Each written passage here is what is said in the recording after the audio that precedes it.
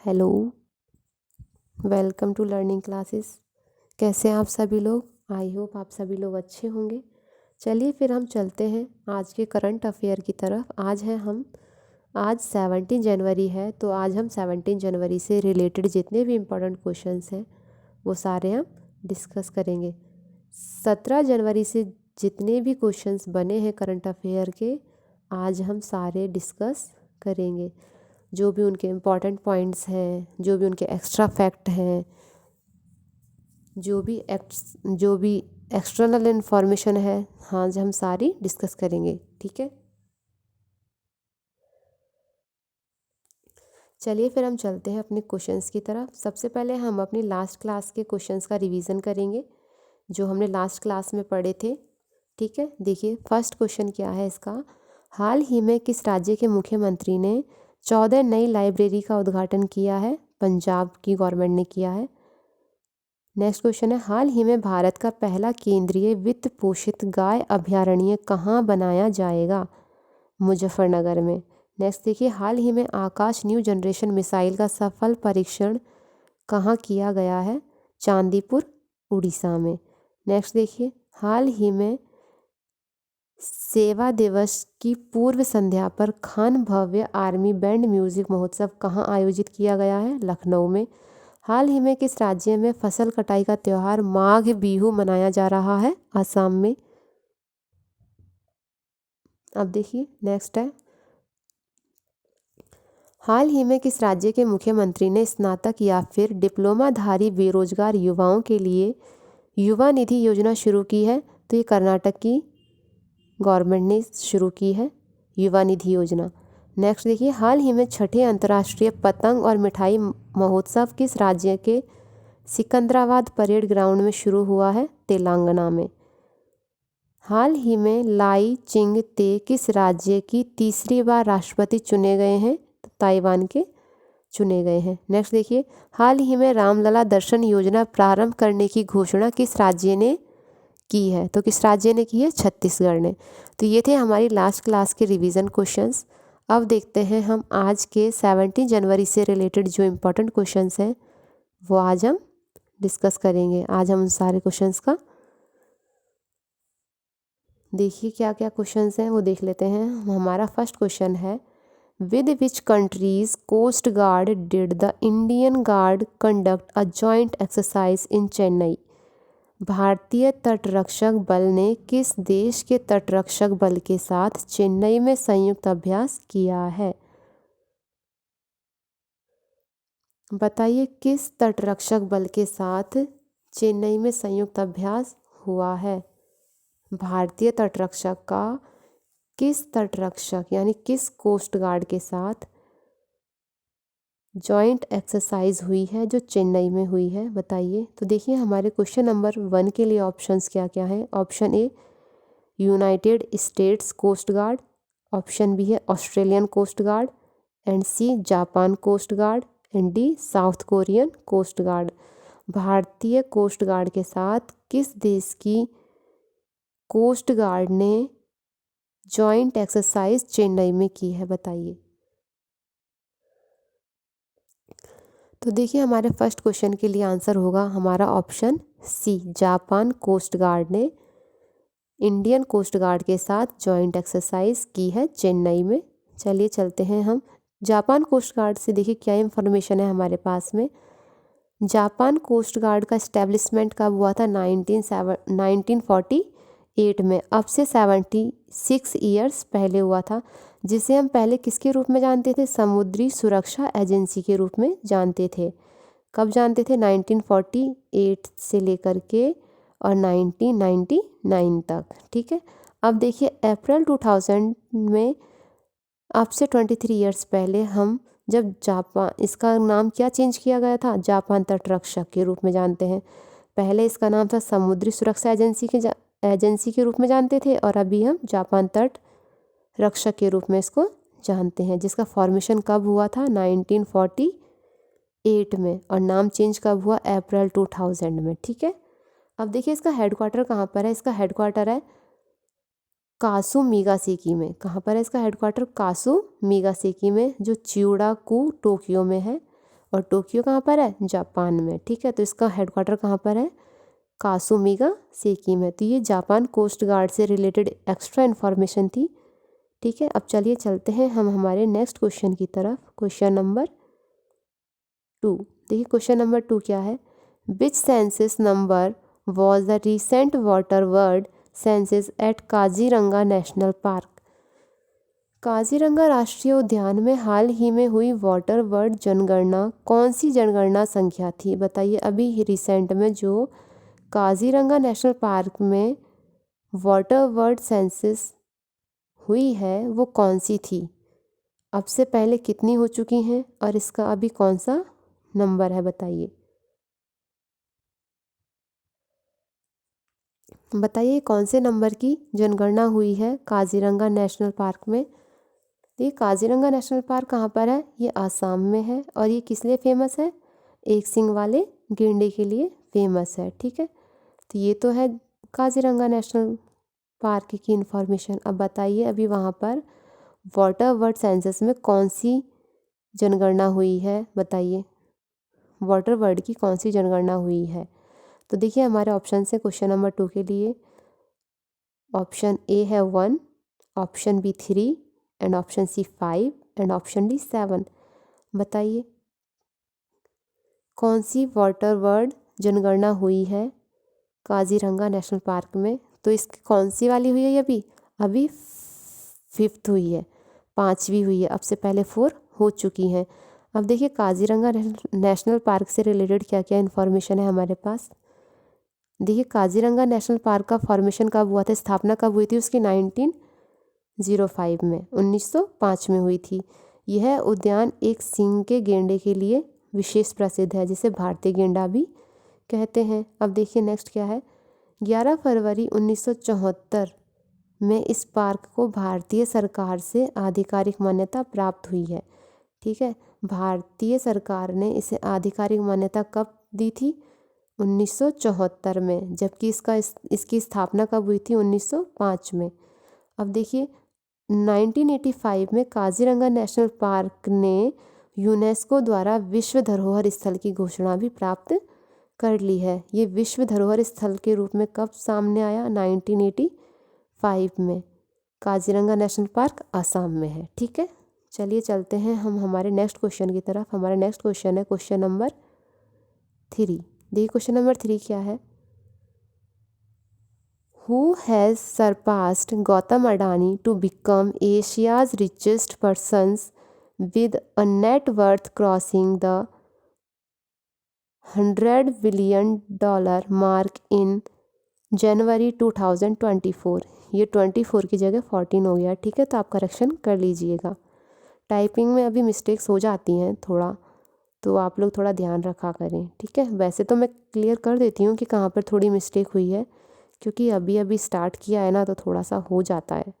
देखिए next answer question देख लेते हैं। जनवरी 2024 में $100 बिलियन का आंकड़ा पार करने के साथ गौतम अडानी को पीछे छोड़कर एशिया का सबसे अमीर व्यक्ति कौन बन गया है, बताइए कौन बन गया है गौतम अडानी को पीछे छोड़कर एशिया का सबसे रिच पर्सन, जिसने $100 बिलियन का आंकड़ा पार किया है। देखिए हमारे ऑप्शंस हैं, option A Mukesh Ambani, option B Lakshmi Mittal and C Shiv Nadar and D Cyrus Poonawalla. बताइए इनमें से कौन है जिसने $100 बिलियन का आंकड़ा पार करके एशिया का सबसे अमीर व्यक्ति बन गया है और उसने गौतम अडानी को पीछे छोड़ दिया है। तो हमारे देखिए क्वेश्चन नंबर 3 के लिए आंसर होगा ऑप्शन ए। ऑप्शन ए क्या है हमारा, मुकेश अंबानी। मुकेश अंबानी ने गौतम अडानी को पीछे छोड़कर एशिया के सबसे अमीर व्यक्तियों में अपना नाम दर्ज करवा लिया है। चलिए अब हम चलते हैं अपने क्वेश्चन नंबर 4 की तरफ। देखिए हमारा क्वेश्चन नंबर 4 क्या है, देखिए हमारा क्वेश्चन नंबर 4 क्या है। हमारा क्वेश्चन नंबर 4 है, which organization released the global risk report 2024। वैश्विक जोखिम रिपोर्ट 2024 किस संगठन ने जारी की है। बताइए किस ऑर्गेनाइजेशन ने ग्लोबल रिस्क रिपोर्ट जारी की है? बताइए किसने रिलीज़ की है ये? तो हमारे देखिए क्वेश्चन नंबर 4 के लिए ऑप्शन है, option A United Nations, and option B World Health Organization, option C है World economic Forum, and D International Monetary Fund. बताइए कौन सी होगी इसमें से? UN या WHO या WEF या IMF? बताइए कौन सी रिपोर्ट, कौन से संगठन ने, किस ऑर्गेनाइजेशन ने ग्लोबल रिस्क रिपोर्ट रिलीज़ की है 2024 के लिए? तो देखिए हमारे क्वेश्चन नंबर 4 का जो आंसर होगा वो होगा option C, world economic forum ने। ठीक है, वर्ल्ड इकोनॉमिक फोरम ने वैश्विक जोखिम रिपोर्ट रिलीज़ की है 2024 की। अब चलिए चलते हैं हमारे क्वेश्चन नंबर 5 की तरफ। देखिए क्वेश्चन नंबर 5 क्या है? What is the name of the next generation electric ferry launched by GRSE in west Bengal? बताइए पश्चिम बंगाल में GRSE द्वारा लॉन्च की गई अगली पीढ़ी की इलेक्ट्रिक फेरी का नाम क्या है? बताइए क्या नाम है इलेक्ट्रिक फेरी का जो वेस्ट बंगाल में GRSE ने लॉन्च की है? देखिए इसके लिए हमारे ऑप्शंस हैं, option A wave rider, option B sea voyager, and option C ध्यू, एंड ऑप्शन डी तरंगा। बताइए क्या होगा इसका आंसर? GRSE ने अगली पीढ़ी की इलेक्ट्रिक फेरी का नाम क्या रखा है? जो वेस्ट बंगाल में GRSE वर्क करती है उसने इलेक्ट्रिक फेरी का नाम क्या रखा है जो नेक्स्ट जनरेशन की है? तो देखिए इसका आंसर होगा ऑप्शन सी ध्यू। ठीक है, चलिए अब चलते हैं नेक्स्ट क्वेश्चन की तरफ और ध्यू से रिलेटेड क्या पॉइंट है वो देख लेते हैं। पहले देखिए, पहले तो GRSE की फुल फॉर्म देख लेते हैं। क्या है GRSE की फुल फॉर्म? देखिए garden reach ship builders and engineers limited. क्या है GRSE की full form? Garden reach ship builders and engineers. ठीक है, भारत सरकार के रक्षा मंत्रालय के नियंत्रणाधीन एक सार्वजनिक क्षेत्र का उपक्रम है और भारत के प्रमुख शिप यार्डों में से एक है जो कोलकाता में स्थित है। कहाँ पर स्थित है ये GRSE? कोलकाता में, पश्चिम बंगाल के जो कैपिटल है। ठीक है, GRSE का देखिए फॉर्मेशन कब हुआ था? 1884 में। कब हुआ था? 1884 में। अब से 140 ईयर्स पहले की बात है। ठीक है, जब हुई थी इसकी स्थापना GRSE की। ये यहाँ पे मिसप्रिंट हो गया है। ठीक है, देखिए इसका जो हेडक्वार्टर है वो कहाँ पर है? कोलकाता वेस्ट बंगाल में है। और ये किस किस को सेवाएं प्रदान करता है कि मतलब इसके वर्क क्या क्या हैं? देखिए इसके वर्क क्या क्या हैं? जहाज़ का डिज़ाइन तैयार करना, जहाज़ का निर्माण करना, जहाज़ की मरम्मत करना, ये इसके वर्क हैं। किसके वर्क हैं ये? GRSE के। ठीक है, garden reach ship builders and engineers के वर्क हैं। ठीक है, तो याद रखिएगा ये जो एक्स्ट्रा पॉइंट्स हैं। अब चलते हैं हमारे नेक्स्ट क्वेश्चन की तरफ। Question number 6, which terrorist group captured a United Nations helicopter in Somalia recently? बताइए हाल ही में सोमालिया में किस आतंकवादी समूह ने संयुक्त राष्ट्र के हेलीकॉप्टर पर कब्जा कर लिया है? बताइए कौन सा वो संगठन है, कौन सी वो टेररिस्ट ग्रुप है जिसने UN के हेलीकॉप्टर पर कब्जा कर लिया है और जो कहाँ का है आतंकवादी समूह? ये सोमालिया में। ठीक है, सोमालिया में किस आतंकवादी समूह ने UN के हेलीकॉप्टर पर कब्जा कर लिया है? तो देखिए इसके लिए ऑप्शंस हैं, बोको हरम ऑप्शन ए है, ऑप्शन बी है Al Shabaab, option C al Qaeda, and option D ISIS। बताइए किस आतंकवादी समूह का नाम बताइए, उस आतंकवादी समूह का जिसने UN के हेलीकॉप्टर पर कब्जा कर लिया है।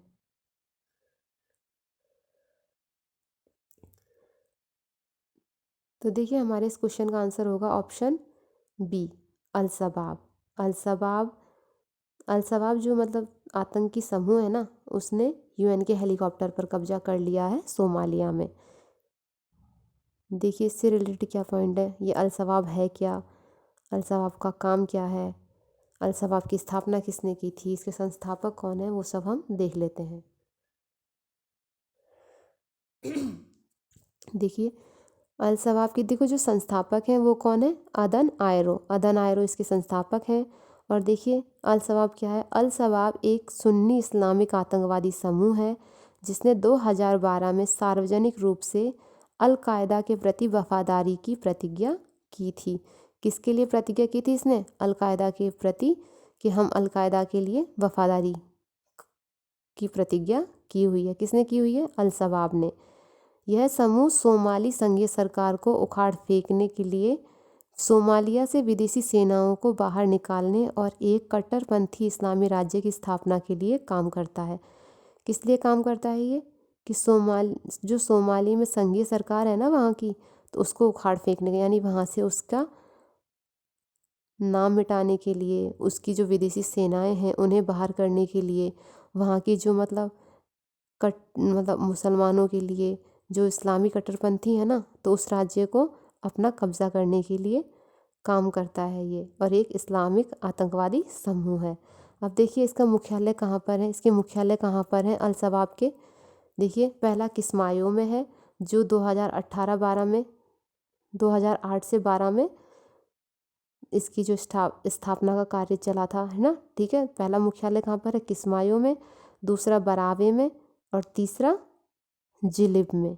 ठीक है, अभी इसमें वर्तमान में इसका मुख्यालय कहाँ पर है अल-शबाब का, अल-शबाब का मुख्यालय अभी जिलिब में है। ठीक है, समझ गए ना आप लोग अल-शबाब के बारे में। चलिए देखिए चलते हैं, नेक्स्ट क्वेश्चन क्या है हमारा, question number 7। Which city with population less than 100 was given the first prize of Swachh Survekshan 2023। देखिए सॉरी, ये 1 लाख होगा, 1 लाख से कम आबादी वाले किस शहर को स्वच्छ सर्वेक्षण 2023 का प्रथम पुरस्कार दिया गया है। बताइए किस शहर को दिया गया है स्वच्छ सर्वेक्षण का पुरस्कार 2023 में। हमारे ऑप्शन हैं, option A Telangana, option B Hyderabad, and C Chennai, and D Indore. बताइए 1 लाख से कम आबादी वाले किस शहर को स्वच्छ सर्वेक्षण 2023 का पुरस्कार दिया गया है। तो आप सभी को जानते हैं लगातार 7-8 वर्षों से ये पुरस्कार हमेशा किस शहर को दिया जा रहा है, बताइए।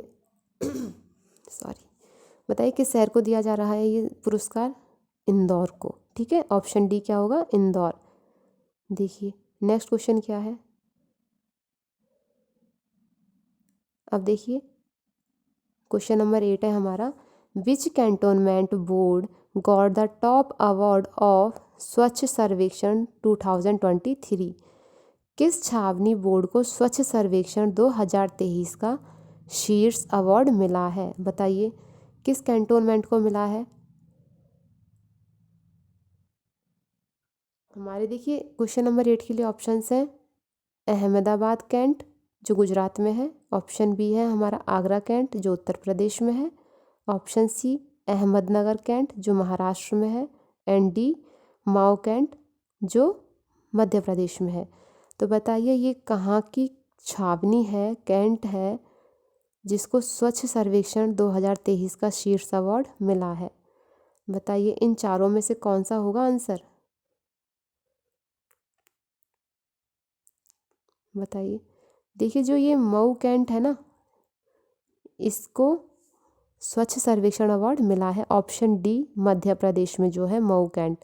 ठीक है, देख लेते हैं इससे जुड़े हुए क्या पॉइंट है हमारे पास में।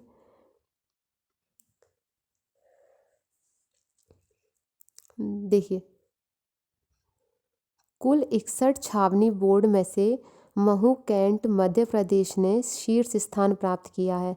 कुल कितनी छावनियों को, कितने कैंटोनमेंट्स को शामिल किया गया था इसमें, 61 को शामिल किया गया था, जिसमें सबसे टॉप रैंकिंग किसने पाई है?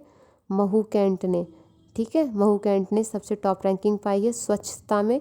अब देखिए टॉप 5 छावनी कौन कौन सी थी, कैंटोनमेंट बोर्ड कौन कौन से थे। देखिए फर्स्ट है महू कैंट मध्य प्रदेश, सेकंड है देवलाली कैंट महाराष्ट्र में है जो, थर्ड है अहमदाबाद कैंट जो गुजरात में है, फोर्थ है सिकंदराबाद कैंट जो तेलंगाना में है, एंड फिफ्थ है अहमदनगर कैंट जो महाराष्ट्र में है।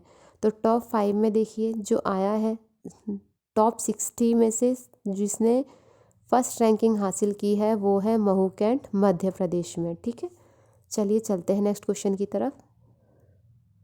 देखिए क्वेश्चन नंबर 9 क्या है हमारा, in which state the 3-day international camel festival was organized in January 2024। बताइए किस राज्य में 3 दिवसीय अंतर्राष्ट्रीय ऊंट महोत्सव जनवरी 2024 में आयोजित किया गया है। बताइए ये कैमल फेस्टिवल कहाँ पर सेलिब्रेट किया जाता है। देखिए हमारे ऑप्शंस हैं, option A Gujarat, option B Madhya Pradesh and option C Chhattisgarh and D Rajasthan. बताइए किस राज्य में अंतर्राष्ट्रीय ऊंट उत्सव आयोजित किया जाता है जो अभी रिसेंटली जनवरी में ऑर्गेनाइज हुआ है। बताइए। देखिए हमारे क्वेश्चन नंबर 9 के लिए हमारा आंसर होगा option D Rajasthan. Option D Rajasthan में 3 दिवसीय ऊंट उत्सव का आयोजन किया जाता है, जिसमें बहुत सारे डांसेस होते हैं, फोक डांस होते हैं, मेले लगते हैं। ठीक है, बुक फेस्टिवल भी लगता है, बहुत सारे जो ऑर्गेनाइज होते हैं इसमें डांसेस भी होते हैं। ठीक है, तो ये कहाँ पर हुआ है? राजस्थान में। अब देखिए इससे जुड़े क्या पॉइंट्स हैं वो देख लेते हैं।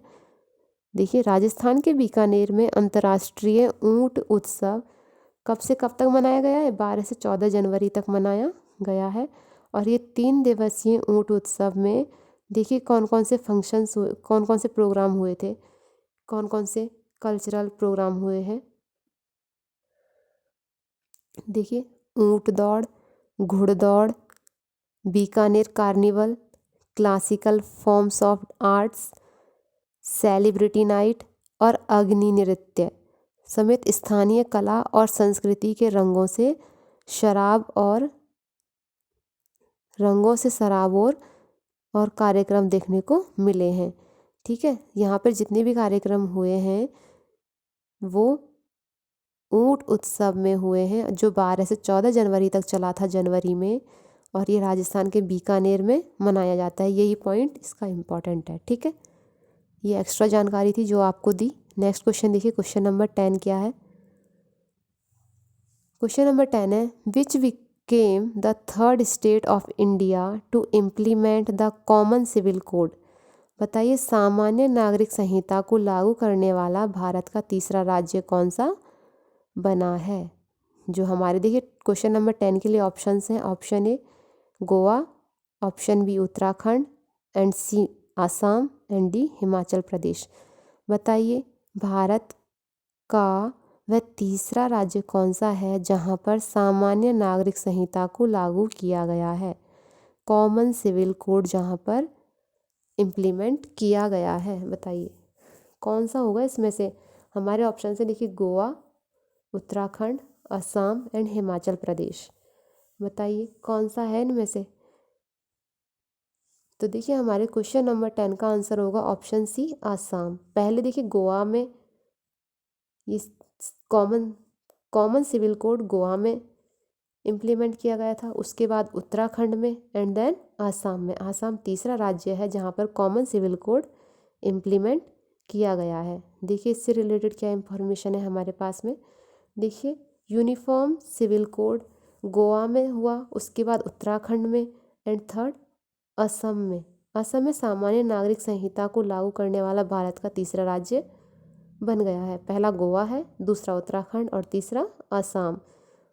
असम के मुख्यमंत्री देखिए हेमंत विश्व शर्मा के द्वारा असम के जनजातीय क्षेत्रों को छोड़कर संपूर्ण राज्य में भारतीय संविधान के अनुच्छेद 44 में उल्लेखित सामान्य नागरिक संहिता को लागू किया जाएगा। ठीक है, कौन कौन से एरिया को छोड़ दिया गया है इन्होंने? जो उनके जनजातीय क्षेत्र है ना, जो जैसे SC ST या फिर जो पिछड़े हुए वर्ग हैं या फिर जो आउटेड एरिया वाले हैं वहाँ पर। तो असम के मुख्यमंत्री कौन है? हेमंत विश्व शर्मा, जिन्होंने ये घोषणा की है। ठीक है, चलिए चलते हैं। देखिए आज की क्लास में इतना ही। आपको जो भी क्वेरीज हैं वो आप मुझे कमेंट कर सकते हैं और हम जल्दी नए क्वेश्चंस के साथ मिलेंगे। और प्लीज़ आप क्लास को लाइक कीजिए, शेयर कीजिए, सब्सक्राइब कीजिए। Thanks for watching. Please like, share and subscribe.